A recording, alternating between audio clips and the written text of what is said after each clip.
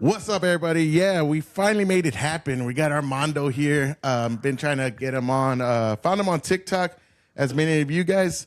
And yeah, man, we're just gonna have a conversation. Hopefully, y'all enjoy it. But Armando, bro, what's up, man? How you doing today? Good. Both of my kids just won in baseball, and I'm happy. Oh shit! All right. So were they in little leagues? Yeah, T-ball and coach's pitch. So you were in and out of prison most of your life, right? From San Antonio, born and raised. What side of town are you from? I was born in the West Side, Mirassol courts, but I was raised in the Victoria courts. Oh, okay, so damn, courts to courts. And then, yeah, and then New Life Village, and then my mom was like, "You're getting into too much trouble. Let me move you to the country," and that's where I reside in Elmendorf, Texas. Oh, okay. Yeah. So yeah, the Victoria courts, they've been gone for a while. Yeah, that's old school. Yeah, I was there in 90 to 94, 95. Okay, so how was it living in the Victoria courts, man? Like, what do you remember most about it? All the drama. All the drama? Yeah, man, because when I was living there, shout out to my homeboy, Mikey Gomez. We lost him when I was 13 years old. Damn. And sorry to hear that. Yeah, and to me, it was like they were the bigger homeboys. I was only 11. So we had this little gang out there that was called Tro Kids. If you're around back then, you know who the Tro Kids were. But yeah, they were VCGs. That's what they were. And he was one of the ones everybody looked up to. He played Spurs basketball. He played in the Spurs League. And we're talking about that Midnight League back in the day? Yeah. That was I used to play in that bitch too at the East Side Y. Yeah, okay, well, this dude, he was big. He was big. He was a good ball handler and everything. You know, they were looking at him and everything. And of course, the gang life gets you one way, and his mom ended up getting him a pistol so he can protect himself, because back then, the Puro Ochos and everybody that was going on was a lot of chaos. So he ended up, we found out later, he ended up taking his own life with that gun. God damn. So, so it wasn't gang violence. No, it wasn't gang violence. Self-inflicted. Yeah. Damn, that sucks, bro. But that was at 11, 12 years old, that was the first time when I actually saw a body on the floor with blood everywhere.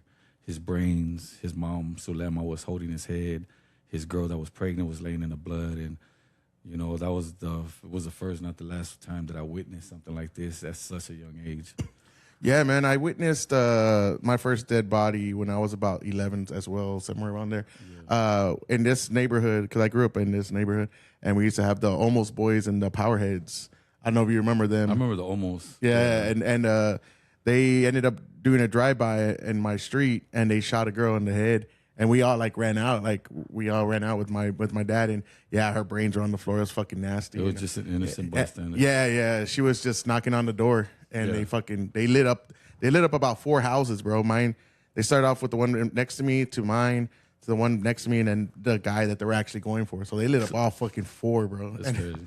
It was crazy, but it's crazy how during that time I was an honor roll student. I was in track.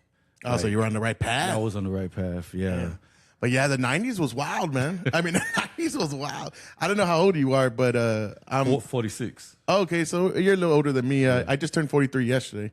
So happy late birthday, man. Thank you, brother. Yes, sir. And again, man, I appreciate you coming out. But so yeah, I was around that era. You know, the 90s was fucking, people were wilding out, man. Drive-bys all the time in San Antonio. That's the one thing I don't understand about not the generation today, but the adults that are our age. You know, they're so quick to point a finger at the youngsters, the way they're living life right now. And to me, I just see the same thing that was going on in the 90s. You know, they were taking innocent lives back then. Everything, everybody's, this generation, no, it's not. If you think, it's exactly the same. The only thing now is it's seen more because you got social media. Yeah. Like back then, we weren't even trying to post that shit. You know, like I remember, we had pounds of weed, coke, and I wouldn't be all like, you know, like they took me out. Yeah, because I was like, fuck that. I'm trying to stay on the low, man. These motherfuckers gonna catch me. For real. And now they don't give a fuck. No. They're just like, because I've heard that as well, where they'll say like, man, these girls nowadays. I'm like, do you not remember back then? Like Club Antro, Tsunami, fucking Arturos on the south side. I've never been to a club, bro. Never. I've never been to a club. Shit. I've never been to a strip club. None of that. Really? Wow. Everybody trips out when I tell them, but I've never been to any of them. But the thing was, like, bitches were getting trains on when they were like 14. Yeah, like, you know, at 12, 13. Like, dude, it was wild. So it is more of the same. It's just, and unfortunately it is, and I'm not promoting it, but that's the way it is. But now it's just seen like crazy because people post all the shit now. They want the world to see all the fucking chaos because they want that click, you know? Yeah, them likes. All for the likes. Yeah. So when was the first time you got locked up, man? I was 10. God damn, bitch. What are you doing? I don't mean to laugh at your pain, but I know it's like, fuck, 10. I was 10. What happened? You remember Kmart? Kmart right there downtown by Whacking Hunt? Oh, yeah, yeah. Yeah, I started hanging around. Right as soon as I moved to Victoria Courts, I started hanging around with the wrong crowd. Like instantly. Yeah, they gave me a thrill that I was missing because I was raised without a dad. I know that's a played out story, but my mom worked 2 jobs, so I started hanging around in the streets, and a couple of the homeboys there were like, "Hey, you want to go over here?" And the first time, a couple of times, I got away with it, but then I ended up getting popped. And what were you stealing? I don't know. You remember them little Street Fighter games where it was like a little white box? It looked like one little white box, and it had 2 like little things. It was like an old Game Boy, but it was before Game Boy. But yeah, I was stealing that, and I ended up getting caught up. And so in juvie at 10. Yeah, damn. At 10. Yeah, my first time I got sent to juvie, I was about 14. So around there, I got caught at that Denny's. Smoking bud, right there downtown on Commerce. Yeah, fucking idiot, down the bro. street. Like the most heavily populated with police populated everywhere. Yeah. I was like, what the fuck's wrong with me? I'll think about it now. 10, man. And how long were you in there? I wasn't in there long. Like I never really did time in juvie. I don't know. I was just blessed, because I picked up some cases that should have put me in TYC a long time ago, but for I don't know why. It was like a pick up and go, 6 months probation, pick up and go, 2 years probation, pick up and go. You're going to be on probation till you're 18, So I was just blessed. I never went to TYC, none of that. See, we're nowadays, bro, because, back then, because I was on probation probably from 14 all the way to like, shit, dude, my adult years, And, dude, back then, they were on your ass, dude. That's like, if you got caught up with like, MTR, right, most to revoke for dirty or doing other crime or being affiliate, like being somewhere out with somebody that was also on probation because that was a violation. Yeah. And these motherfuckers now, bro, because I was a teacher for a long time and I talked to the kids that are like on probation and they're like, yeah, I got caught dirty like 3 times and my PO said, hey, don't do it again. I'm like, God damn, y'all got it made, man. When I was a kid, these motherfuckers are trying to MTR you quick. Bro. I don't know. I don't know. It's like I said, it was crazy. It was crazy. I never. So when's the first? You were telling me a story about, or I want to just go into that. When's the first time you did like hard time, like a? Well, I got a 2-year stretch but in that 10-year stretch, in that 12-year stretch, I was out like maybe 2 months. So I was gone 2 years. I came out. I was out 3 weeks. I got another year. I went back. I came out. I was out a month. It was back and forth like that. I never did a straight, 10, 20, nothing. Yeah, like yeah. That. But yeah, it was just after, I want to say, when I started getting into my addiction, it was around 2006. I went from selling to becoming a user. And what were you using? Heroin. Oh shit! You got Yeah, I went from selling it to damn using it, and the rest was history. History, yeah, man. And how long have you been off of like completely off drugs? Shit, this time, I want to say going on 3 years. Oh, so it's been a good while. Yeah, it's like 2-3 years. Yeah, my mom passed away. I got out in August, but like I was telling you, I got sent to SADF over a situation with an animal. And my mom, when I got out, I stayed clean. I stayed clean for, I think it was 22, 23, around that time, I think 2023, and I came out. And then I lost my mom 6 months after. So as soon as I lost my mom, everybody thought I was going back to drugs but me. Because that was the first time she had seen me sober in like about 15 years. I gotcha. Yeah. And is it like a daily battle for you to not use, or you don't even think about it? No. That's why sometimes I don't understand. Like, people be like, oh, it's day by day, one day at a time. Like, it's weird. I woke up at SADF here in San Antonio, and like something just clicked in my brain. I'm not knocking anything. I'm not knocking AA, NA, church. I'm not knocking none of that. One day I woke up and I was just like, I've never done any of that. And One day I woke up and I'm like, I'm just not gonna use. To me personally, if I need to call you and tell you, if I'm an AA member, an NA member, if I need to call you and tell you, hey man, I'm thinking about using, and you need to talk me down off it, in reality, I don't want to stop because I'm still missing with that in my mind. That's how I feel. That's how I feel. No, it is true. Addiction's it's a bitch, man, and a lot of people. That's one thing I've always said too. Like you're not gonna stop until you just wake up one day and say I'm gonna stop. Like, You're ready. That's it, and this has to be something that clicks in your brain, and that's 100% the truth, and I agree with you on that. Because a lot of people is like, oh, I'm gonna make him stop, and it's like if he doesn't really want to stop, bro, he ain't gonna stop, or she ain't gonna stop. You know. Man, I got out of prison like 2 different times, and my parole money, I went straight to a dope house. Back to the dope house. Less than 24 hours, man. I was high, bro. Like less than 24 hours, I was high. So were you just sniffing, or I started with sniffing and I started injecting. That's why I got that stop sign right there. Ah, shit. That didn't work. Damn. That didn't work. I didn't take my own advice. That didn't work. Yeah. But that's awesome, man. And I don't know you, but I mean, shit, I'm proud of you, man. I'm proud of anybody that decides one day, you know what, I'm gonna stop fucking. I'm just gonna stop, man. I'm gonna stop doing the shit I'm doing that's wrecking my life, wrecking my family's life, and that's a commendable, man. That's because it's not as easy as people think, you know. It's not as easy. It's not. It's not that simple to just wake up one day and say, yeah, man, I'm fucking done, you know. Like, Yeah. It has to be something that leads you to that level. What would you say led you to that point? Like, it's something that you did. My 4 kids I got right now. Well, I had 3 at the time. I got one. I had one recently when I got out, so he's going on 2 years old. Took about 2 months to make him. So, Dang, a good 2 months. yeah, about 2 months. But it was basically them and my wife that I'm with right now. It was basically them, and I had a lot on my plate. It was a lot on my plate, and I just, like I said, man, it was like time for me to grow up and just Do what you gotta do. do what I gotta do. And what crew were you running with when you were doing a lot of shit? Do you mind saying that, or is it something you don't want to talk about? Inside or out? Inside? No, out. Oh, well, the only gang I ever banged was BCGs, the Victoria Court Gangsters. And that's what they had me down to police. They had me down. Like, I got pulled over recently when I was coming from Uvalde, because I did a job up in Uvalde and I was coming down. And I got pulled over in the middle of nowhere, bro. Highway State Troopers. This is the first time in my life this ever happened. Look, I get goosebumps right now just explaining that story. Yeah. But yeah, man, I got pulled over by Highway Patrol and because of my the light on the license plate. And as soon as he came up, he was like, "Man, why you looking all nervous?" And it was already 10 o'clock at night because we're moving the schools where all that happened. Mm-hmm. We're moving them all to another school. So before I left the city, I bought one of them Starbucks drinks and I shugged it because I know I got a long drive ahead of me.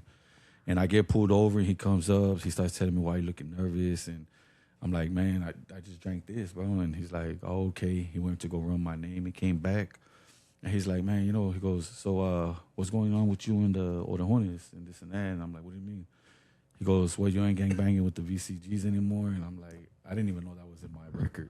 I didn't even know that was on my record when they look it up. And I told him straight up, like, "Man, look, that ain't my life no more. Look at my back seat." I had my wife's car at the time. I had car seats in the back. And then he started telling me, like, "Hey, so is it a lot better being a dad than a gang member?" And I said, "Man, you have no idea, bro. It's way better being a dad." Yeah, man. I tell people all the time, man, the best thing I ever did in my life was be a father, man. Like, that's the best decision I ever made. I mean, it was a fun decision. Yeah, for real. It's fun not pulling out. For real. The game week. But it really is, man. Like, once I became a father, I saw things in a different way, and I saw, like, oh shit, I'm responsible for a fucking human being now. Like, this is everything I do is gonna reflect on that kid, and it's a big like thing to have on your plate, man, for sure, because you just don't want to fuck them up, And I'm the same way, we had bad childhoods and all kinds of stuff, and I'm just like, all right, I want to do better. Yeah. And it gives you the opportunity, like, okay, and that's the goal, right? Is you do better for your kids do better for their kids and their kids, and so on and so on. And that's how everybody hopes for, man. Well, that was the first time in my life that he gave me a warning.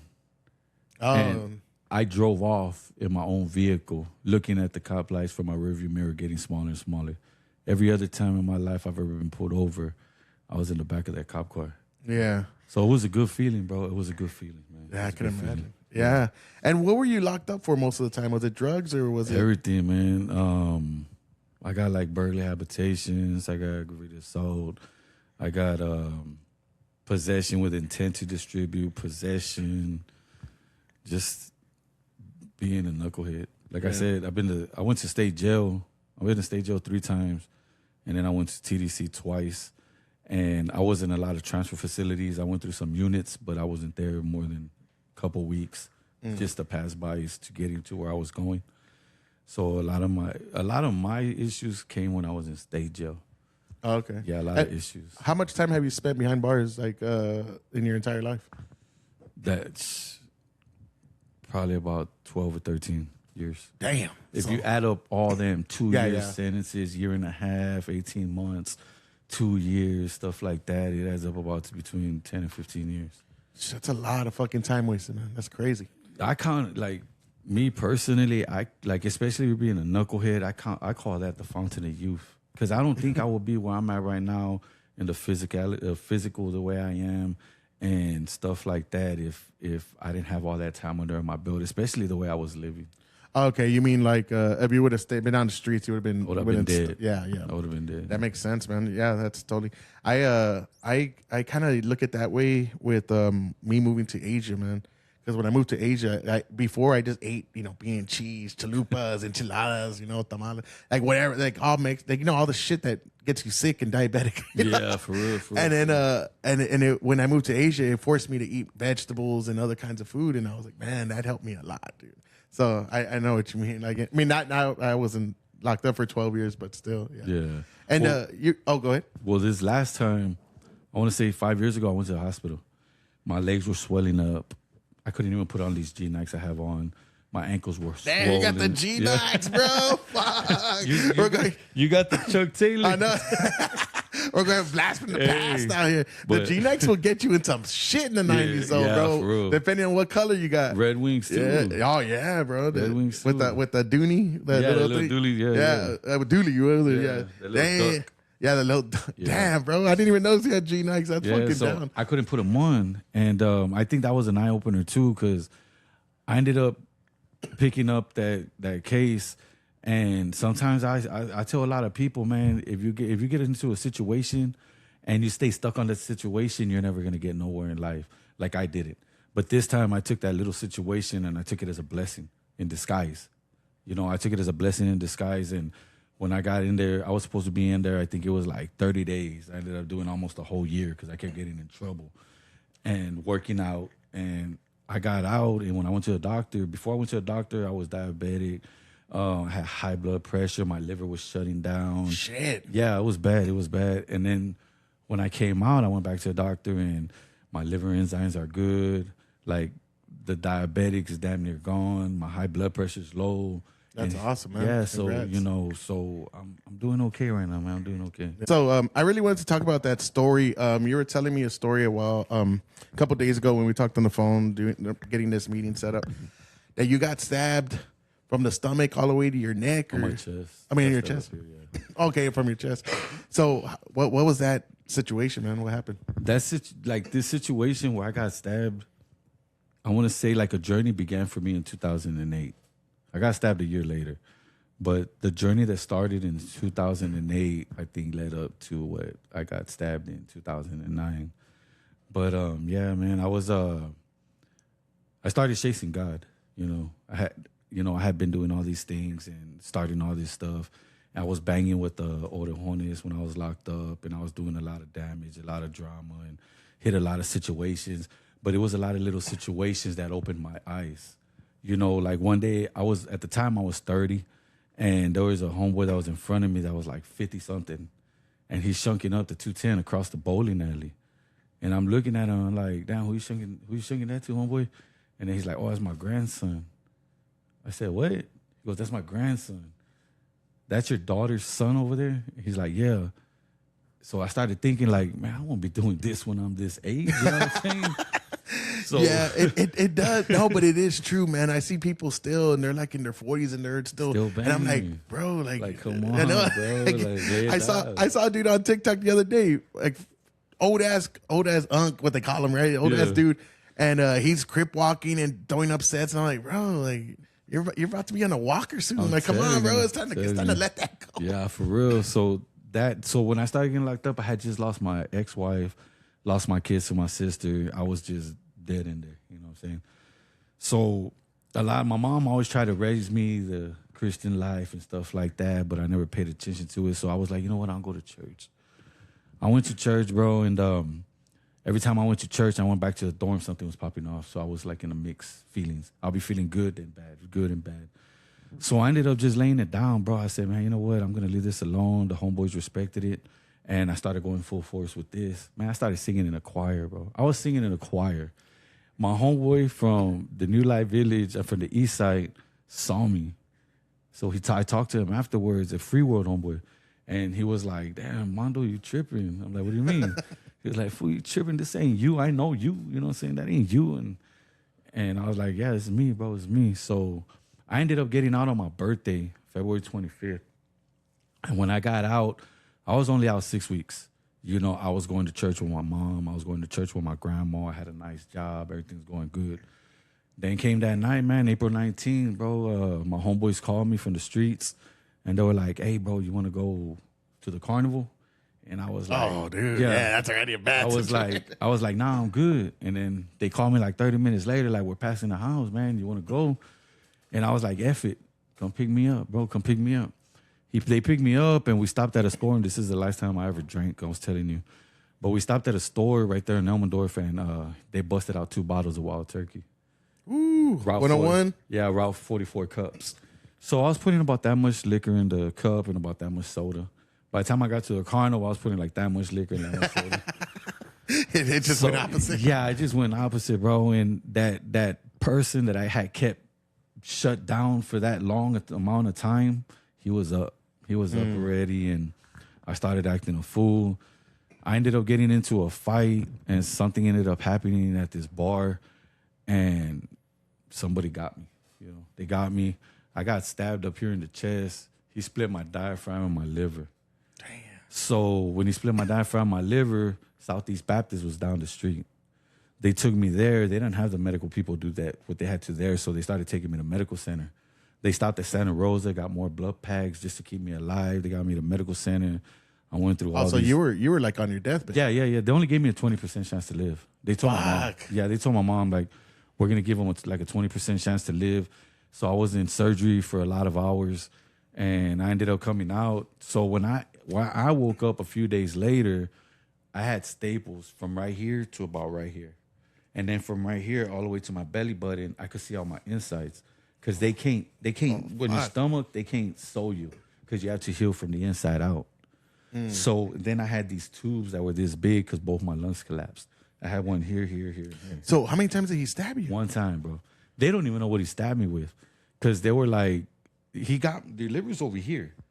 The entry wound's way up here. So they were like, what do you stab me with, a sword? So whatever he stabbed me with, it was long. Oh, God. Yeah, because he split my liver. So when I woke up and I saw that, I lost it. And the first thing I did, bro, was curse God. I don't know why.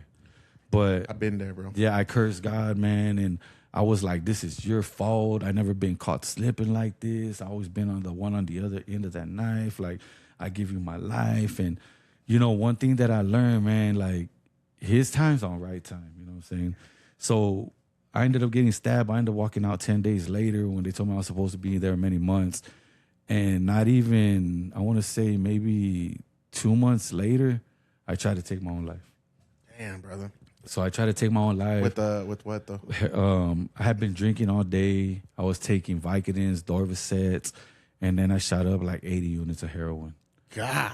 So, damn. Yeah, so I was with my cousin at the time, and he was taking off, but he ended up going back to that same hospital, Southeast Baptist, because I'm in the east side. And when he got over there to the hospital, they were like, lucky you brought him here. If you would have took him home, he would have been dead.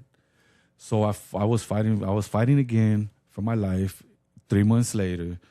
And I had to learn how to walk. I had to learn how to talk. I had to learn how to do all that overs. Shit. After that. How long were you in the hospital for that? Like 3 weeks. Damn, Yeah. Like the way we're talking right here, we're talking like this. I was talking like this, like my mom and them were talking to me, and I was talking to them. And in my brain, this is the way everything sounded. But in reality, I was like this. But What the fuck? everything sounded clear to me, you know? Yeah. So I ended up getting out of there. I ended up getting out. And like the next like 6-7 years are like, I went like zero to 100 ain't nothing. You know, I went like way past that. I was doing things that I was just like, so I ended up doing a beer run, like I was telling you. Damn, those are the days back Yeah, then. I was like 3 months. 3 months after this situation happened. Well, after I tried to take my own life, 3 months later, I did a beer run. I got away. Everything was good. But me and these dudes started fighting. You know, we started fighting at my house and everything. And the cops got called. The ambulance got called. And I ended up the ambulance went out there and the cops went out there and they're like, wait a minute. We just got an APB about a guy that's bald with a goatee, with a white tee, with blue shorts and white G-Nikes. This sounded like the dude that just did that thing over there. So they got me and they put me in the back of the cop car. I ain't tripping. It's a beer run. You know what I'm saying? Yeah. I went to sleep in the back of the cop car, woke up in the magistrate, and when I went to see the judge, they were talking about I got a $150,000 bond for an aggravated robbery. For the beer run? For the beer run. What the fuck? So I was just like, I was sick. So I ended up going to the county. I was still in population back then. I wasn't in lockdown yet. So this was in 2010. And this was not even a year after I got stabbed. Not even a year after I almost took my own life. It just went downhill. Downhill bad, bro. So I'm in there and I go to court and they offer me 20 years.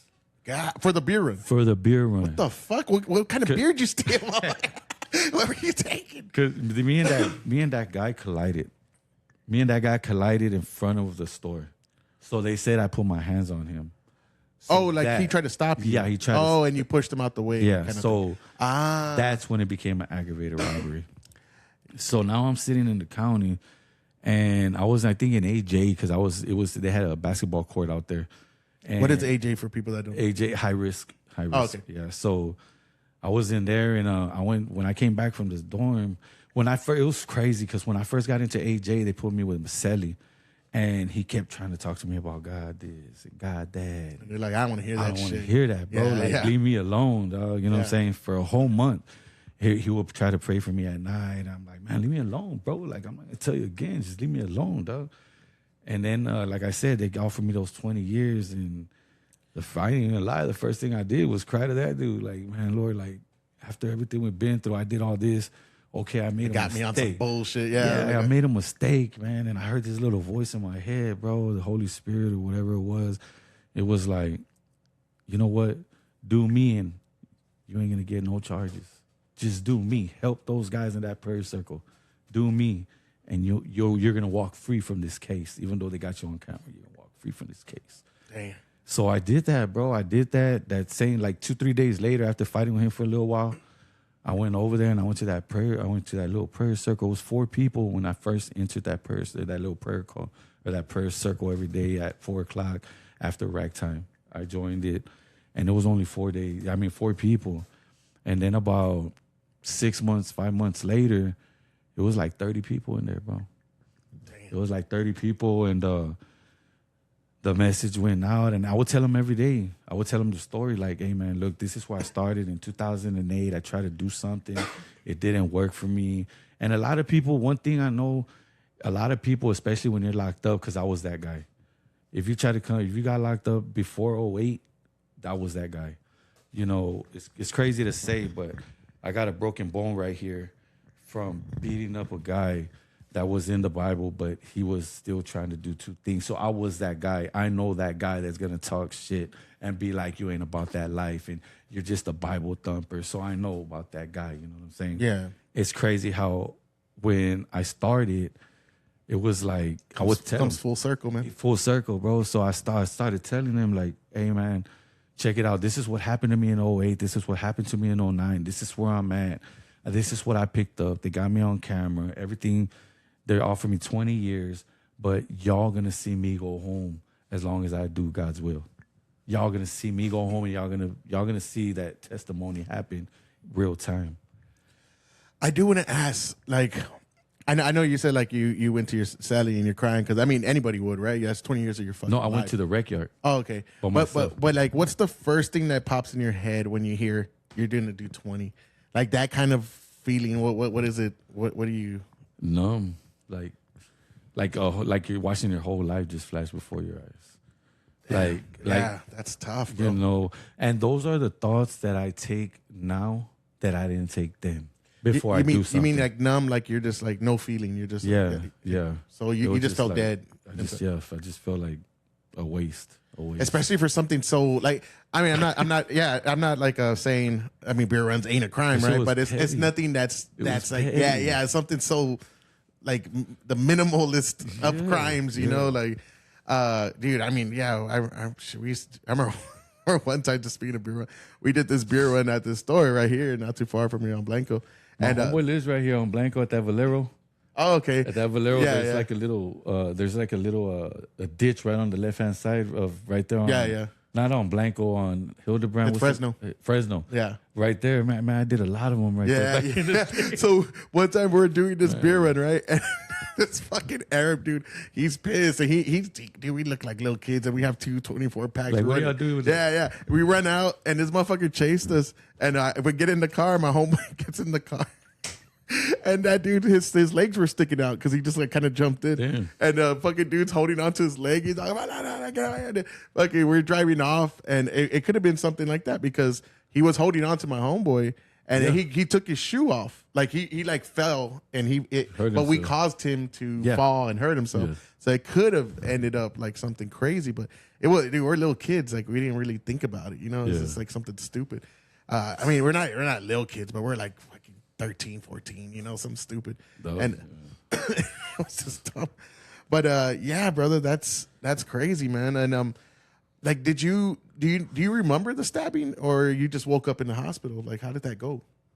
That was all a blur. It was all a blur. All I know is you were just drunk. Yeah, I was just messed up. And a couple of situations happened before I got stabbed, so I could understand why I got stabbed. I was, like I said, I was. Did they ever catch the guy? I think they did, because I know I was in prison when they caught him. They were trying to extradite me back over here to stand trial and stuff like that, and I was already almost done with my time. So I was just like, shit, I'm already gonna get released from here. Plus, you know, I was like, nah, man, like, but yeah. Oh, gotcha. And so you don't even remember how that felt, like that stabbing, like no, I just remember when I woke up in the hospital. Damn. I just remember when I woke up. So what is for people that never been to prison, man? Like what is that entrance, like that first thing that happens? What are some things you've seen in there for especially a lot of kids out there banging and shit, doing stupid shit? Like what would you say to them? Like what's gonna be like what's prison life like? You know, I've been seeing like on TikTok, fools glorifying prison and stuff like that. Ain't nothing glorified about it. Like, especially when I see these dudes posting from prison cells, like it's a cool thing. Ain't nothing cool about it, man. I've seen that shit too. They're like, I'm like, man, come on, bro. Like my couple of times that I've been over there, like, you see, because you got wannabes that bang and say they think they, you know, they'll do this and they'll do that, and then you got dudes that do it. Yeah. You know, because the quiet ones. Yeah. The ones that don't talk about it. Like, this is, okay, I'll show you a story. And these were my realities. You know, I will not speak of anything that didn't happen to me. I'm just speaking of what happened to me. And this was in 2003. Like I said, it was in 2003. An old case. I had, like, you had stole a bike from somebody and I was with you. So they ended up getting me. They caught me that day. So they ended up getting me. They tried to get me for aggravated robbery again in 2001. And you're the one that did it, but I'm the one that got caught. So I'm sitting in the county on an aggravated robbery of a bicycle. Hey, you get caught for the dumbest shit, bro. So while I'm sitting in the county, that's crazy. My sister got me out on bond. So while I'm on bond, I'm fighting the case. They ended up dropping it to theft of a person. So as soon as I signed that paperwork, got my sister off that bond, I went on the run. So now I'm on the run. I started a family in 2003. I started a family, and I'm doing good. We had a nice little place to live. I was selling a little bit of bud. You know, everything was going good. They come and kick me in my door for that warrant that I had. Damn. So I ended up getting sent to state jail. I was telling you, Dominguez. Yeah, I ended up getting sent to Dominguez. They gave me a year for it, and as soon as I got there, that's why I tell people. A year for stealing a fucking bike. Yeah, for a year for something I didn't do. I know. Yeah. Because I didn't even steal the fucking bike. You know what I'm saying? So like that's why I tell people, man, watch the tattoos that you get. Especially now, I tell my nephews, they wanted to get certain tattoos, and I told them, say, bro, don't get that tattoo though. Like that tattoo. Just in case you get caught up. Okay, so this tattoo right here that says Sananto, I got this when I was 14 years old. I got that when I was 14. So when I hit state jail, I saw a classification, and they classified me Sananto right away. So now, you know, I'm thinking I'm gonna go to state jail. I'm gonna get my GED. Everything's gonna be good. I didn't know that a good guy went in, that a bad guy was gonna come out. You know what I'm saying? Somebody was way worse than when he went in. Yeah, you went in like a petty theft that came out of career criminal kind of thing. Nah, I went in there with a straight mind. I got what you mean. I came out all fucked up, like, you know. Yeah. I walked in that dorm. It was, anybody that's been to state jail, they know about C dorm. They called it the Xbox for a reason, because you got a lot of people in one place. You ain't got no movement. Y'all stuck behind the gate. And you had the Orojones, you had the Letras, you had other families, you had a couple of Bloods, you had a couple of Crips. Nothing but gang members in there. So and that's where again? In C dorm. In C dorm in Dominguez State Jail. So I walk in chaos. There. Yeah, like, and I'm not even banging, I'm not doing anything, you know what I'm saying? I'm a Solano. So I walked in there and I saw my homeboy from the world from out here in Amador. His name was Robert. And I walk in there and he started lacing me up. And my stepdad, one thing, your dad, like, just say someone's dad. They're going to have a conversation with their kids about the birds and the bees and about girls and when you get older. Yeah. My stepdad gave me a conversation when I was 12 years old, because I had already been locked up twice. When you get locked up and you go to the county, don't ever join no families. Just be esquinas for the rayetas, just run Sananto. My stepdad, that's the kind of escuela he gave me. So now I'm in this situation, so I start running with San Antonio. I start banging San Antonio, the Hornets and stuff like that. And this is where the situation That's the most hits. common one, right? Yeah. I mean, everybody I know that's been locked up is that's especially nowadays. Back then, it really wasn't. Everybody wanted to be fama, letras, and stuff like that. So while I'm sitting in there, they painted this picture for me. The homeboys got your back to the fullest. They're always going to have your back, and, you know, nothing but heart and blah, blah, this and blah, blah, that. So, like, I could hold mine, you know. So I carried myself the way I could hold myself. So this dude came up to me and he was like, "Hey, bro, check this out. Look at this handkerchief that they did," and da-da-da-da. And I'm asleep. He wakes me up and I go and I look in the day room, and this dude from the Texas Syndicate was drawing a handkerchief that once said 210. He put 956. Two dragons were coming out, breaking the tower. Oh, wow. So, yeah, Tower Americas? Yeah, Tower. Oh, yeah. So he was like, Yeah, so I went out there and I told him, I was like, "Hey, bro, you know, that panos, estás faltando respeto lo vato Sananto with the jale, bro. I appreciate you taking it out the day room." It was only two of them. It was about 16 of us, and it was about 20 letras in there. So they're like, "Oh, man, my bad." So all these so-called homeboys were like, "Hey, man, fuck F them, bro. Like, man, well, shit, they want to go recio, we'll go recio. You know, it's only two of them. What's they going to go recio about?" So I was like, "Yeah, okay, all right, homeboy. So then all of a sudden, the letras started coming this way. And it was three cardenales and about 10, 15 firmes surrounding them, coming to the side where we were at. Because they shared that side of the gate, we shared this side of the gate. So then they come over there and they're like, they hold the paño up and they're like, "Hey, bro, who got a problem with this paño?" I said, "I do." And they were like, "Who else got a problem with this paño?" Man, God is my witness, bro. Nobody said nothing. All these homeboys that I just had, nobody saw nothing when the shit got real. So now they're like, "All right, you come with us." So I'm like, what the fuck just happened? I didn't go from a 16-on-2 to a 6-on-1. Dude. So now I'm walking with all these letras to their side of the dorm. By the way, what are letras? Mexican Mafia. Oh, okay. Yeah, Okay. I'm walking with all the Mexican Mafia members now. And all my so-called homeboys are over there looking at me. The ones that just wired me up. You know, got you all pumped and shit. yeah, got me crash dummy status. So now I'm over there with them, and I'm there chilling, and they're like, "Hey, you know what?" They had a table, and they sat me down. They put the handkerchief in the middle, and they're like, "All right, so what's up with this handkerchief? You know, this dude was from Sananto. This carnal was from Sananto. This carnal was from Eagle Pass, and this carnal was from Del Rio, I think it was, from different cities." So they're like, "Hey, what's up with this paño?" And I said, "Man, look at it, bro. Like the dragons are breaking the tower." And they're like, "Why are you trying to start a riot between families?" And I was like, "I'm not trying to start a riot between families. Look at it." And they're like, "No, it's not." You know, they painted me this picture that this represented the colonias because a lot of different people sell drugs there. And I'm like, "Oh, shit, well, my bad." And they're like, "So what's your problem with the cuernos? You know, TS." And I'm like, "Nothing. I'm just problems with this paño." And they're like, "Let me see your tattoos." They're like, "Look, you got horns right there. You got these right here." I got all these tattoos before I was 15. And they're pointing them out. And I'm like, man, so they're like, "That's strike one." And then they're like, "Oh, so what else is going on?" You know, there was a informant within the Orejones that was telling the M everything we're having juntas about. And my name kept coming up. So they were like, "Hey, so what's this? You want to go resto with us?" And I'm like, "I never said that, bro. That's not what we're hearing." I was like, "Well, you tell me who said it, and I'll tell you that wasn't me."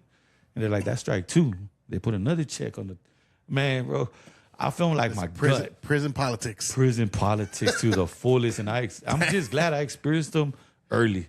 You know what I'm saying? Okay. I'm glad I experienced all this early instead of being dumb to all the BS. So when you're in that situation, right? Because that's a scary situation. You got fucking, especially in lockdown. Yeah. Like are you keeping a straight face? Are you showing fear? Like, I'm talking to them like I'm talking to you right now. Oh, just like I'm not trying to like show all that. Like, so no, I know, no, but I'm saying, but inside, what do you think? Bro, inside, I'm like, I'm ready to take a shit. It's like, God, I'm about to die in this bitch. My gut was like bubbling. Like I was like inside, I was dying. Like, that's what I meant. Yeah. So that the inside was dying, the outside wasn't. But that's bad. I mean, that's cool that you could keep that calm. You know, because that's a hectic situation, man. Like, fuck. Not only that, but okay. So they got to the strike three part. Well, what was the strike three? The strike three was because they were bringing a lot of heroin into that dorm. So there was a lot of dudes from Sananto that were getting strung out on this heroin. Even though I messed with drugs out there in the world, that's one thing. Every time I messed with drugs in the world, I never messed with drugs, smoked, or anything once I get locked up for some reason. I guess because my mind was straight. So we made it a rule that if you want to be doing drugs, you might as well step to the side and ride by yourself. Because if you get into a debt, I'm not going to pay your money that my family owes, that my family sends me. I'm not going to pay your drug habits. So the carnal was like, "So if my carnal owes you money, he ain't got to pay y'all?" And I said, "Bro, that's your carnal. You're going to miss with him in the world. I'm never going to see this vato again. Plus, this is only an inside thing. I'm not going to be representing Orejones and 210 once I leave this fence. This is only in here." But I was going to ask that because most Orejones, they're just, well, a lot of them do. A lot of them bring that to the outside world, but a lot of keep it inside. Like me, I don't. The ones I've met, like a lot of the people I know that have been in and out and all that did years, they're always like, "Out here, man. I'm just like they still represent Orejon, but they're not like they're not out there doing crazies and shit." And so strike three was the heroin shit. Yeah, he told me, he said that I ain't got to pay and blah blah blah. I told him no, that's what rule we made.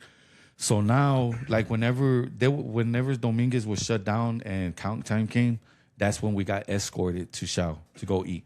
That's when we got escorted. So the Mexican mafia, this was in 03. It's not like this anymore. I don't know how it is now over there. But this was in 03. The Mexican mafia was here. The Orejones were behind them. The TS was behind us. And then whatever couple of blacks were sprinkled around through there, in the dorm.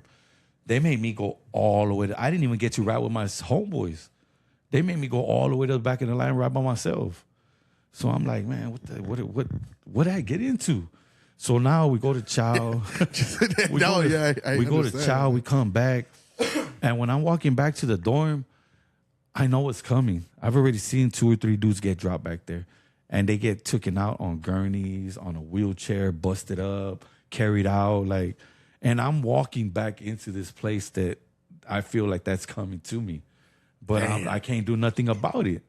I'm just walking into the dorm, They locked they locked the fences and they let us into. I mean, they opened the door, they let us in, and I'm just like, damn, bro, like, what's gonna happen, man? Like, Yeah, just uncertainty. yeah. So they're like, sit down right here. We're gonna go talk to your homeboys and see what's gonna happen with you.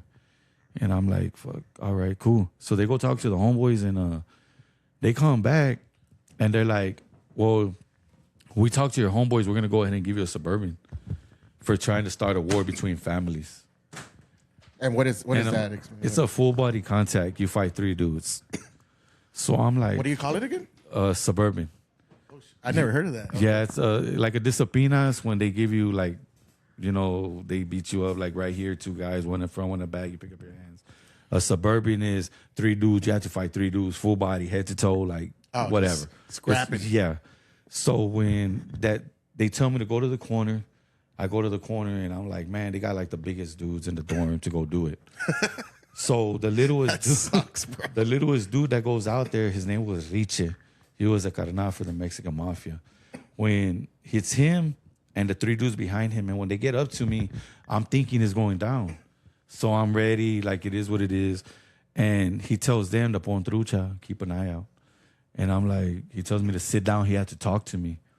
And I'm like, all right, cool. So we're talking, and he's like, look, bro, I used to be Oregon, but I wanted bigger, better things.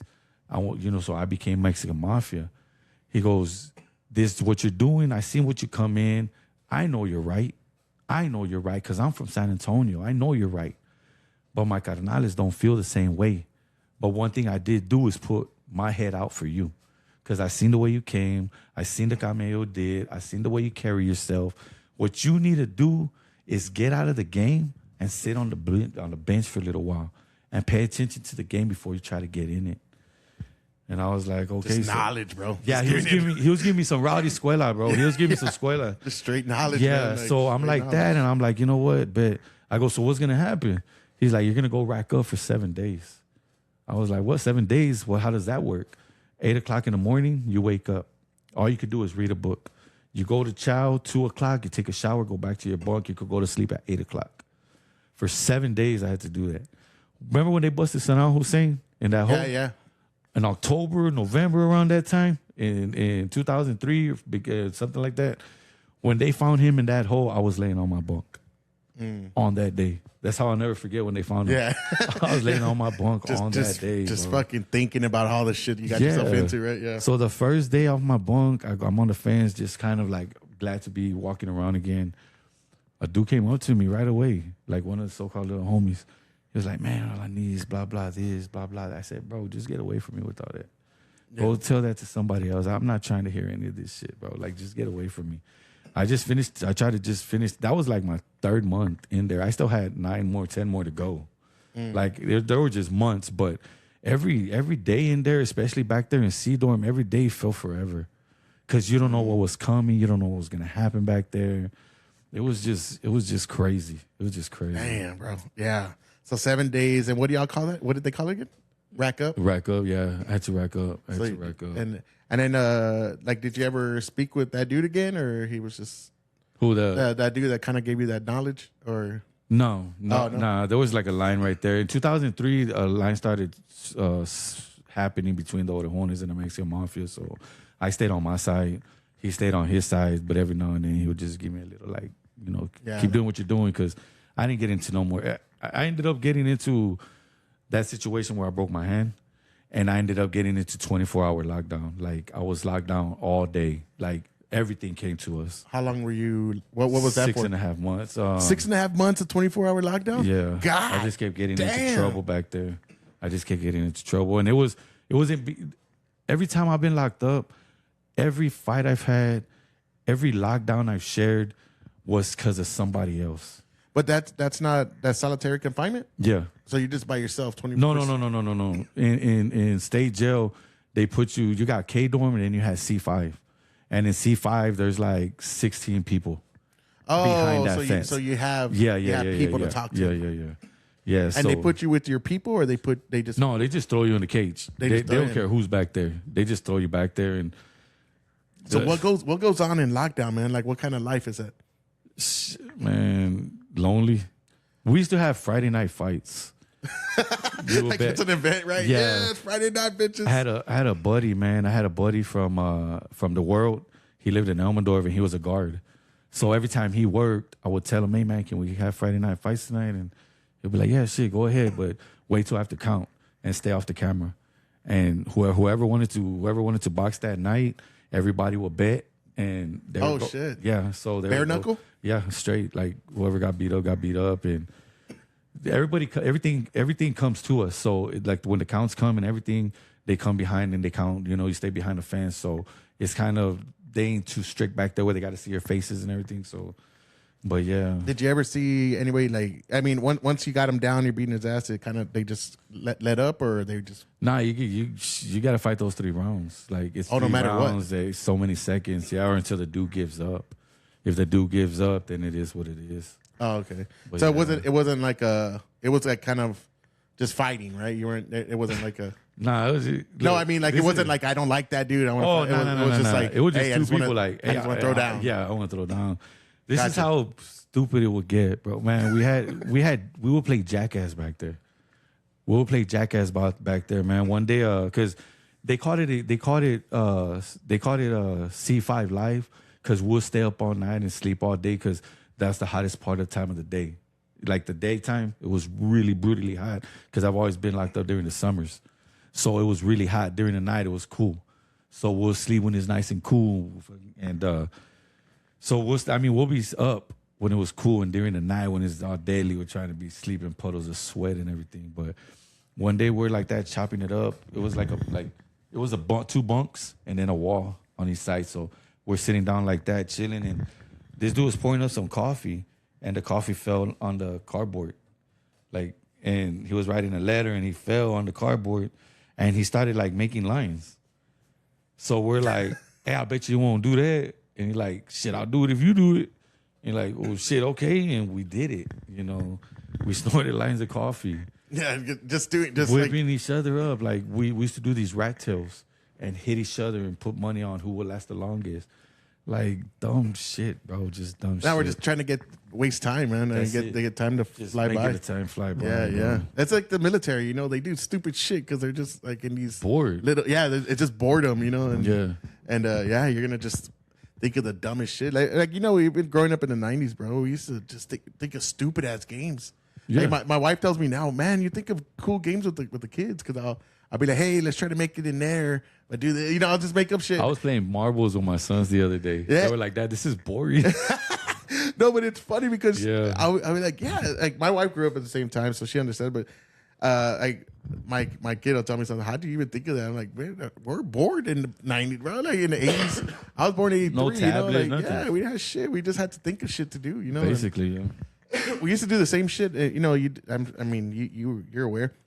Even outside, we just fight with each other. Like, hey, let's get some gloves and box. Like nowadays, you can't even play that game, Smear the Queer, because it's probably offensive and racist. Yeah, but everything's fucking dude, these fucking faggots, bro. And I'm not seeing gay people. I'm talking about just these bitch ass motherfuckers, People bro. They ruined everything. Nah, it's a bunch of pussies, bro. They took over the world, and now everything's offensive. Everybody gets a medal. Everything's racist, and it's like, bro. I when I would teach, right, they would say like, "Oh, this racist, this racist." I'm like, "How many of y'all have never said something racist?" And they would be like, "I never have." I'm like, "You're bullshitting. I know you have." And they're like, "All right." And I'm like, "Okay, shut up then." Like, people make mistakes, man. People say shit.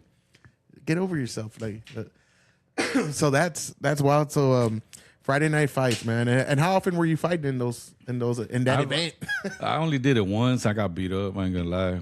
This dude, I don't know if he was a Golden Gloves boxer, but man, I would hit him once and he would punch me like 4 times, bro. Like I didn't even see half the punches coming. Like Just pop, pop, pop. yeah, and I think that dude was probably like 10-0. The motherfucker has 4 arms. What's going on? He called himself Ice Water.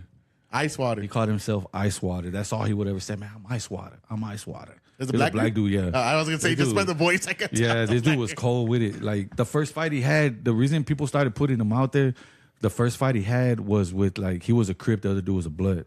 And the other dude shared the other side of the fence in lockdown. We're on this side of lockdown. And the dude's telling the other dude on the other side, yeah, man, before I got locked up, I was at your girl's house. You had a picture over here. You had this over here, blah, blah, this, blah, blah, so that. he's antagonizing that. Yeah, bro. And he caught out of that side to come to this side just to get beat up. So I was like, man, Did you find out why he called himself Ice Water? I'm because he curious. was cold with it. Oh, because He was cold with them hands, bro. That dude was cold. Oh, he was shit. he was doing the wrong side of time. Like he was on the wrong side of everything. Because this youngster was cold with them hands. Oh, he was a young guy. Yeah, he was young. Because at the time I was 23. He was probably like 18. Oh, he was just fucking laying people out. Yeah, man. Like that first dude that he fought, that dude had like knots on knots on knots, bro. I was just like, what the hell? So That's crazy. Yeah. Did you witness a lot of stabbings, or was there any like killings in state jail? Like I said, like not well in state jail, not really. But I saw a couple of dudes get beat up so bad that they had to get airlifted out of there, especially back there in lockdown where I was at. Like so much stuff happened back there. Like I saw this one. They call them cameos, but I saw this one situation happen to where the Mexican mafia did this to somebody else. And they dropped 2 people at one time. And one of them was in the dorm I was in. So this was one of the first times where I saw like something done so, I want to say, what's that word? Like stereotypical prison thing? Like whenever strategically or something. Oh, yeah. Like it was well put together. Yeah, it was a coordinated attack. Coordinated. Like I tripped out. Everything was on time. Like they told, like when they told the dude, because they happened in the corner I was at. So they woke me up and told me to step to the side. And this dude was looking at his watch. And when that time hit a certain time, he told him to go. They had 3 youngsters on a dude that was probably about 40 years old. They had 3 dudes that had to drop that dude. And then they had something going outside in the rec yard also at the same time. So so distractions. Yeah, so when it all came down and the guards came running in, they didn't know where to go because it was inside and out happening. But the guy that happened inside my dorm, like, they beat this dude up for like 3 minutes nonstop. Well, they stopped and they kept telling him to go back in. But it happened for like 3 minutes. Like when they were done with this dude, his eye was hanging out. Oh. His like real hanging out? Like, yeah, like hanging right here. And like imagine getting a bucket of water and pouring it on yourself and all the water coming down. And we were white in there. So this dude was just like leaking blood everywhere, like all over his clothes. He didn't know where he was at. He was like, I was just like, man. Dude. So the people that got him, those are some big players. Man. Well, they were Freedmen's back then. They picked them up, I think. But I wrote this poem, man. I don't remember the whole thing, but it, oh man, I can't remember it right now. Nice. But but it says in one of the parts, it said, once you see a man's head split right before your eyes, you can't do nothing as the world flies by. It's a whole nother reality as we get caged in. Oh man, I can't remember it. Yeah. But man. So they're just wailing on his ass. Huh? He was on the floor and they were kicking him. No, that's what I mean. Yeah, stomping on him. They were stomping on him. They were stomping on that dude. They were stomping. What did he do? Do you know? Politics, but that was with the Mexican mafia. I heard things, but it's not in my nature to say what happened or how it happened. But he was just doing the wrong cause when he was in population. Basically, that's what was going down, and they took care of him once he got in lockdown. Basically. Damn. But yeah, man. Did you ever see that guy again? No. I never saw him again. But I had seen him in population because I lasted in population like 3 weeks, and then I ended up in lockdown. But I had seen him in population, and he wasn't a good dude. Like he was making, just because he had that power, that power got to his head, and he was making calls in population that you shouldn't be doing. He was making moves that you shouldn't be doing. But just because he was a carnal in the Yemen, he felt like he could get away with anything. Yeah. So once he got caught up, he went back there to C dorm. Word got back to K dorm. They sent word back to C dorm, and it was a wrap. So how fast did it get you? Like it was like that was your first schooling on prison politics that day with that guy. Yeah. So you learned that, like you just learned it right away. Huh? Yeah, I learned it right away. After that, it was like, that's why I'm saying every fight that I had, every lockdown that I spent, every time that I did in lockdown wasn't because of me. Something I did. Like I became Solano in 2011. I got off that right. I left that alone. Like I'm not doing this no more. You know what I'm saying? So when I mean in 2008 or 9, around that time. But after that, I got maybe into one fight over some coffee, you know. But I don't put myself in those situations, you know. So So if you play your cards right, just put your have your head down, not down like that, Yeah. but you just not getting involved in shit. You would say it's in prison life could be like kind of it was more chill. it was way more chill for me. Like it was the easiest time that I did, basically. You know, no politics, no nothing. I don't got to worry about this dude. I got to worry babysit that dude.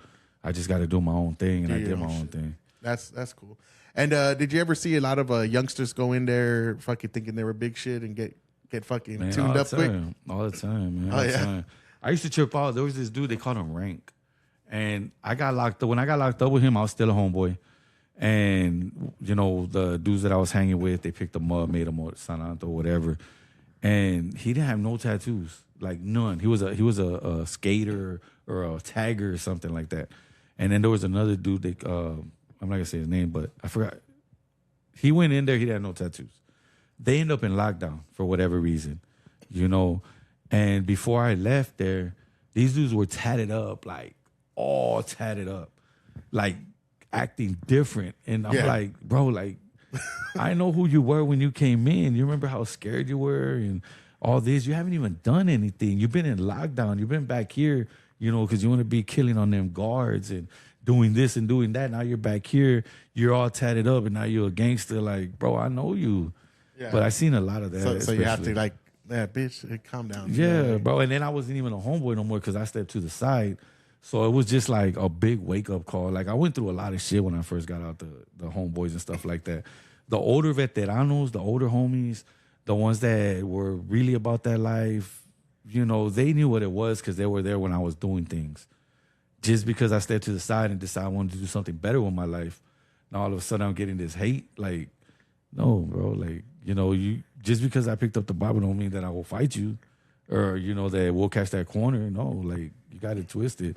I'm just trying to bring myself peace at the end of the day. You know what I'm saying?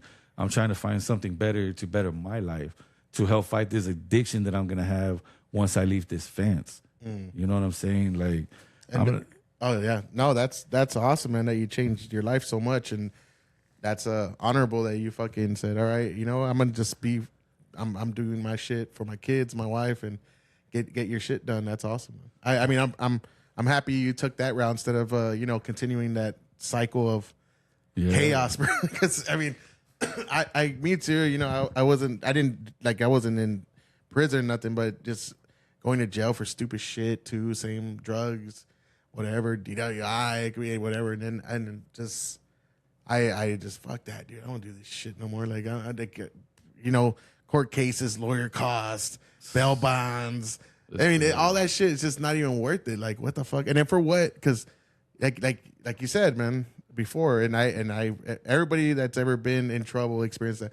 The homies ain't gonna be there, man. No, they're not, bro. Like it's gonna be your mom. It's gonna it's gonna be your mom and whoever else that loves you, and your parents are doing time with you, man. Because they basically at the end of the day. Yeah, at the end of the day, and have you ever thought about writing a book, man? I started to write a book, and I'd read that bitch. It was called Broken Chains. As a matter. Oh, that's what I was telling you last time on TikTok. I got with D-Boy and Storm, and D-Boy is the one that came up with the name Broken Chains, and we have a little page on TikTok. And it's crazy how I had forgot that I started writing that book. When I got out in 2009, I started writing a book called Broken Chains because the life that I lived and where I was at. So I started writing a book, but then I got stabbed 6 weeks in from writing that book. And that book got put in the shelf, and I don't know what happened to it, but it was called Broken Chains. What would be sick, man, if y'all all wrote your own like testimonies, and y'all put it in one book, Broken Chains, man. That'd be awesome. Well, look, it was called Broken Chains, and because I wrote a lot. That's how I made my money. I wrote poetry and I did drawings and stuff like that, but it was called Broken Chains, man, and it said the Lord's broken my chains and set me free. I thank him every night for rescuing me. I had a burden that weighed 1,000,000 pounds. It was on the streets under a bridge, just where I was found. I never thought a man like me could be saved, but I had to get locked up and my kids taken away. These chains that were broke were made in life. Now I'm stuck in this place without my kids or my wife. I should be sick or maybe just crying, but little by little that evil spirit is dying. I have to give much love and respect to the Lord Jesus Christ because he gave me a second chance at this wonderful life. That's awesome. And that was That's the good beginning shit. of the book that I started writing. That'd be great, man. You should, Yeah. you should continue this shit. I Yeah. mean, you never know, man. It could take off, and everybody loves a good redemption story, man. I mean, Yeah. everybody loves, especially like going from heroin and all that. Like, I did before we leave, I did want to talk to you about that. Like, what was your life like when you were on heroin, man? Like, Bro. what was it? Bro. What was it? You saw- It was bad. what was like a daily routine in the life of a heroin addict? You know what I'm saying? Waking up sick, walking the streets. But by sick, Hustling. because we always hear that, right? But like, what does that mean? Like, are you throwing up? Yeah, You got throwing up. My stomachs are in knots. You get chills. You're cold, but I mean you're hot, but you're sweating, cold sweats. it's like extreme Man. flu. Yeah, like an extreme flu type of deal. Shit, Like, all the but time. Even when you're using, you're still sick? No. Nah, once you get high, you on cloud nine. No, but I'm saying like if you use, like, say you got high the night before, right? Oh, as soon as And- you go and to you- sleep and wake up, And or a few you're hours. already feeling sick. Yeah, Shit. maybe 3-4 hours depending on how the dope was. Fuck. And I spent a lot of my time in the West Side, back in the Minnesota courts in that area. Like, I was staying right there behind the Peter Piper on Commerce and General McMullen. Yeah. On a cardboard box, bro. Also, you For were like homeless. 6 months. What? No, my house was over here, but I didn't just want to be around my family. Oh, you didn't want I them to see you chose- like yeah, so I chose to stay on the streets. Damn, bro. That's when I was See, that's what would make your book really interesting, man. It's because like not everybody's lived that life, and most people don't want to live that life, but it's good to read about it because it's educational. Like shit, man, this could lead to you on a cardboard box behind a Peter Yeah. Piper rack. You know what I'm saying? Like it's like that Whataburger right there on Commerce and General McMullen. yeah. You see, at the time when I was living with my ex, me and her got so deep in that addiction, we left my kids with my sister. You know what I'm saying? So we're out there in the streets doing things that you shouldn't be doing, just to survive or whatever. But me and her were sitting at a bus stop right there in front of that Whataburger. And a car pulled up. It was about 2-3 in the morning. We're just sitting there, just high. A car pulled up, little red car pulled up to the light. And the passenger side started hollering at my girl. And I'm like, hey, ain't that kind of party? Like, I'm telling them, like, it ain't like that. Then the back window rolls down, and this dude starts talking shit, and I start talking shit. And then all of a sudden, like, if the car's like this way and I'm sitting over there where the light's at, you just see a pistol come up. Bah! I used to wear a rosary all the time with beads. I used to always wear a rosary with beads on it. So I'm sitting like this with my girl, and you just hear the bah! And I just felt something hit me. And I fell off of the bus stop. And I feel blood pouring out. I'm like, the hell? So she took out running to the Whataburger. They called that cops, but the only people that got there was the ambulance and the fire department. And they started like doing surgery, like right there. So he shot you? Yeah, he shot me. But they said that the bullet hit the bead and pushed the bead inside my skin and ricocheted off. What the fuck? That's why at the end of the day, I give a lot of praise. There's not a lot of religious people out there, but the life that I live, like, man, somebody been looking after me this whole time, bro. There's no other conclusion than some so- kind of spiritual. Yeah, man. So like at the end of the day, spiritual awakening. Interactions have led you to be here talking to me this day. yeah. And this is one thing I always wanted to do. And like at the end of the day, I give him all the honor, all the praise, and the glory where I'm at. Cause, man, like I should be rotting in prison, 6 feet underground, for damn sure. Especially the things that I've been through. But for some reason or another, like I say on my TikToks and everything, that that I'm still alive. I got 4 beautiful kids at home. Like I said, I was at a game earlier. Shout out to my kids. They won today. Congrats, brother. Yeah. Congrats. So, and I got a good wife. We're getting our first house, bro. Nice. We're getting our first house. There was a trailer, but it's a double wide, fuck it. 5 bedrooms, brand new. Nice. And all this couldn't have been done without the man upstairs at the end of the day. So, like, the bullet didn't go inside? No, it's like it hit, but it penetrated. But when it hit the bead. So when it hit the bead, it pushed the bead into my skin, and then like ricocheted. But you still were bleeding? and Yeah, all that? no, they had to cut me open right there in the ambulance. They cut me open and took all the little fragments out of right here on my neck. God damn. Yeah, bro. That's why I'm like, man, what? That's crazy. That's a crazy story. I mean, that's that's a wild story, man. Dude, it almost seems like it's like nah, And then you know what I mean? But Like, just because the addiction, what happened next after that? Like when I got stabbed, most people would have opened their eyes. When I got shot that day, most people would open their eyes. But what do? I shook it off and went back to the streets of hustling just so I could get high again. Like, you know what I'm saying? That's insanity. so yeah, how often do you have to get high before you get sick? You said every 3 hours, like about 3 hours. Nah, I was greedy. I was I wanted to get high. I wanted to get high all the time. Like I was trying to shoot up every other hour if I could. But And how do you? the sickness happens like probably every 4 hours. So I say this too and again, not promoting, but the first time I ever tried heroin, it wasn't injecting, it was just sniffing, and I'm there, and I was at alternative school. SAISD used to have alternative school at Navarro. Novato. Yeah. My sister was there. Yeah, I was there all the fucking Nah, time. my sister was there.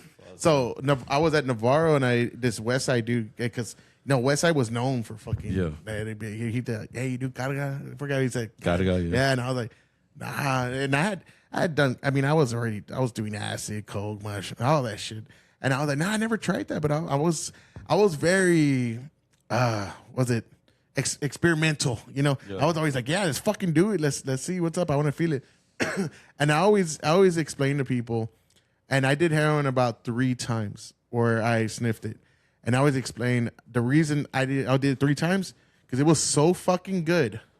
I knew like I can't do this no more because I'm gonna be fucked. You're gonna get like yeah, bro. It was that good. And the first time I did it, I'll never forget. He cuts it up. He has the glass. He's putting the lighter, cutting it up. Powder. Yeah. And then I was like, okay, I guess we're gonna do this shit. And he gave me a little bump. Little line.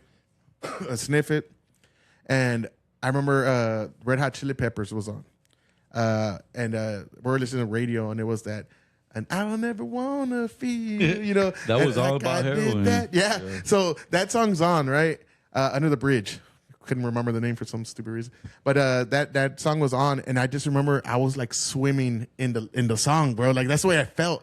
Because I was so high and deep in that zone. Like it just felt like I was just like swimming in the music and just so in love and like this euphoric fucking feeling, bro.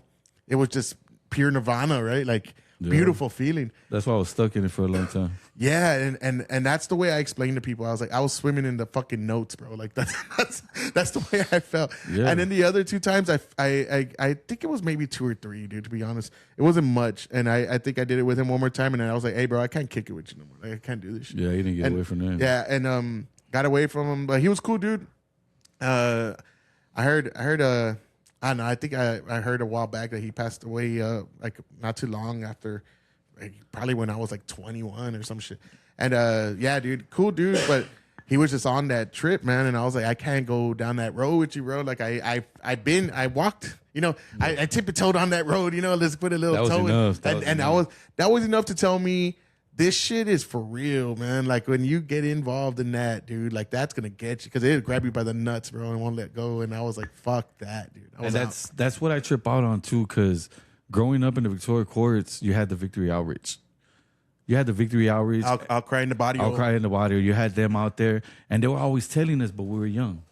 Yeah, I remember I'll cry in the body used to visit in juvie, and they would be there and like trying to preach the gospel and all that. And I remember there was one time, and I'll never forget it, man. I felt like something like my spine, like something tingled, and it just got me in that. I remember just feeling like emotional, and I was like, "Oh shit!" It got you. But yeah, it got me, bro. And then like right when I stepped out of that room, back, bro. That's the way it was when I was in Dominguez. Yeah, just church back to that in the shit. dorm. Church in the dorm. Yeah, back to that shit. And I was like, that was cool, man. And then like you feel like, okay, maybe I should turn a new page, Yeah. And then, hey, you want to go high? Like, yeah. It's just like, yeah, let's go do that. That's the fight I've been since 2008. It's a fight, man. Like even for me, there's times where I'll be like, man, I fuck like this motherfucker, bro. Just like you're thinking about all the shit you would do, and when you're young, you just don't think, Don't. And then I always tell myself like, oh man, what am I doing? Like that's fucking stupid, dude. Like what's this? Man, and you know how they always say that God will always give you a way out. It's up to you if you're willing to take it. In 2008, I got locked up in 2008 on my birthday, but it was leap year, so I got out February 25th, 2009 on my birthday. So when I got locked up the night before, I had been doing some things where some people were looking for me. You know, they wanted to take me out, right? So I'm sitting on Guadalupe and Hamilton, and I'm right there at the store, and my girl's across the street ready to, you know, do whatever she was doing, right? And I'm sitting there, and I'm just like, I'm sitting there on that little store in the corner next door to the probation office, parole office, and I'm like, man, Lord, I'm done. Like, you know, I'm never gonna get out of this. I'm done. Like, they're gonna find me. You know, I could have left to Elmendorf and left or whatever, but the addiction is so hard that I just stayed my ass out there for a couple of weeks, like waiting to get killed. You know what I'm saying? So I'm sitting there on the curb, and I'm like, man, Lord, like, this is it. Like, when they find me, I'm done. They're gonna kill me, and I'm gonna lose. You know, it is what it is, whatever. So I'm sitting there, and I see a car coming around the store, because you could go in that. It was a circle parking lot, and I could see that car coming, and I look like that, and it ain't my girl, my ex at the time, and I look like that, and I see her over there, and I look like this, and I see that car, and I just said, "Fuck, it's over." I put my head down like that. I put my head down on my arms. I put my head down like that, and I just put my head down. And oh, so you're just waiting for it? Yeah, I was just waiting for it. Basically, I just put my head down, and I was like, you know, Lord, forgive me for my sins, whatever I done. It is what it, like, you know, whatever. And I just hear 2 car doors open and 2 car doors close. Clack, clack. And I'm just like this. And then all of a sudden I feel a tap on my shoulder. And I'm like, just get it done. Like, I'm not picking up my head. I'm not looking. Oh, so you're like, I didn't even want to look at I didn't even want to look at this shit. And then it was crazy. That's why I said victory hours earlier, because he was like, God wants you to come with us. Bro, it's 3 a.m. 3 a.m. And he's like, God wants you to come with us. And I was just like, I looked up like that, and it was 2 dudes from, I think, over there on 42nd Street or 40th Street over there. They had a home over there. So these 2 guys told me that they were hungry. You know, they're over here helping out people breaking. So they wanted to go grab something to eat. Old boy said he wanted Whataburger. So they're driving down Guadalupe, or I think, yeah, it's Guadalupe, to General McMullen, because they're way over there, like on 46th Street, or 46. So they stop, and then old boy says, nah, I don't want Whataburger. I want McDonald's. So they kept driving. Green light, green light, green light, green light, green light. Boom, red light, Hamilton. See girl right there. See dude over there. They got to be together. The Holy Spirit brought us to them. That's what they told me. Damn. So, like, that was my way out. Yeah. But my addiction didn't let me take it. I told them, go get y'all's food when y'all come back. If I'm still here, I was just crying to God, help me. Like, get me out of this situation. He sent these guys. Yeah. And then I don't want to go. Like, I don't want to go. So the very next morning on my birthday, I ended up getting locked up. Damn. I ended up getting locked up on one buddy I went to go score for, threw the dope under the seat. They ended up rolling to my feet. I ended up getting locked up the very next morning. Fuck. So as I'm driving off, I look like that, and I see my ex-wife at the time, the one for the mother of my kids. That's the thing about heroin, man. It'll turn an angel into a devil. You know, you could treat your girl no matter. You could give her everything in the world. You can, you know, you could lay on a puddle and let her walk over you when you're a sober man. But as soon as you get addicted, man, you'll push her on the floor and walk over her just to get to the other side. Yeah, dude. And that's one thing I learned, man. And I wouldn't wish that drug upon my worst, that addiction upon my worst enemy, bro. Yeah, man, that's a lot, bro. You need to write about it, bro. And I know you're killing it on TikTok. You got a lot of followers. Got a lot of people doing that.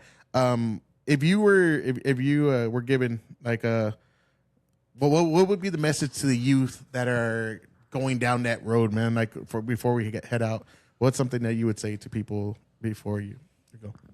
Man, don't. Basically, all I could say is some of us are gonna have to hit our heads 100 times, and some of us are gonna catch it the first time. But don't even try it. Like these dudes, if somebody's trying to lead you down the wrong path, they ain't the ones for you. They're not really your friends. At the end of the day, they're not. Like I told my son, he's 6 years old, and he kept getting in trouble in school, and I kept telling him, if these kids are doing this to you right now, they shouldn't be your friends at all. Imagine man. what they're gonna do later. Yeah, imagine what they're gonna do later, basically. That's 100% true. Yeah.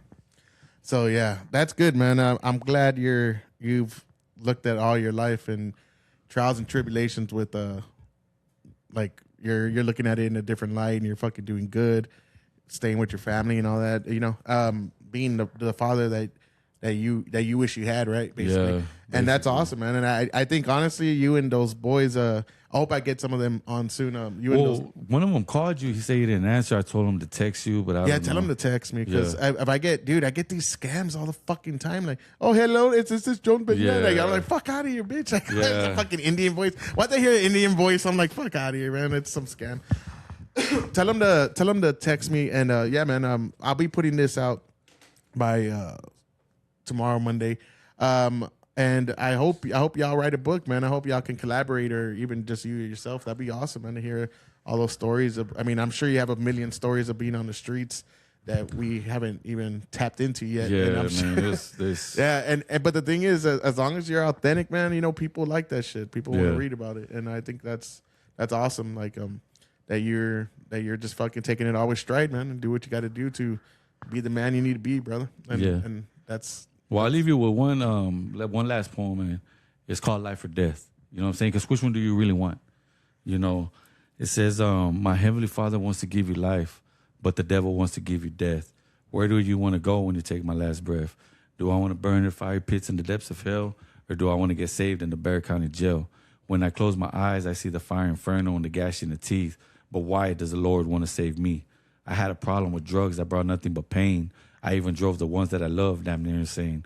In the world, I was a living zombie and being controlled. If the devil wanted money and drugs, I did what I was told. I did all I can to prove myself to him, but all along I was living a life of sin. Then came the day I felt so at peace. It was March the 8th, the day they sentenced me. Damn. Yeah, man. Good shit.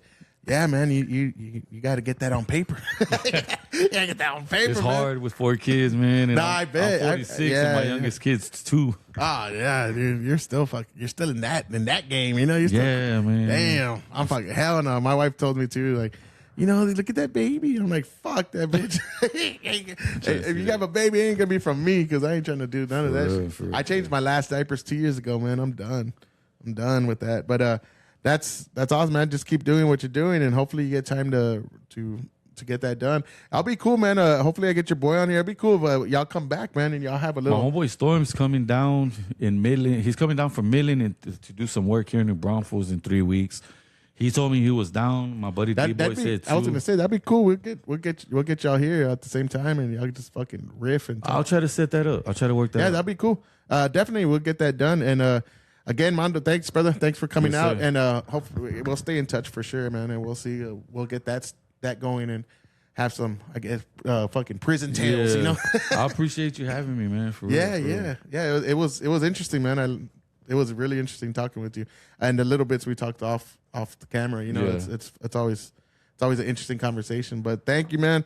Y'all go ahead, give them a follow on TikTok. Where you at on TikTok again? Armando from Sananto. Armando from Sananto. That's my thing. Nah, I know, I see. Armando from Sananto. Yeah, yeah. That's my page. Yeah.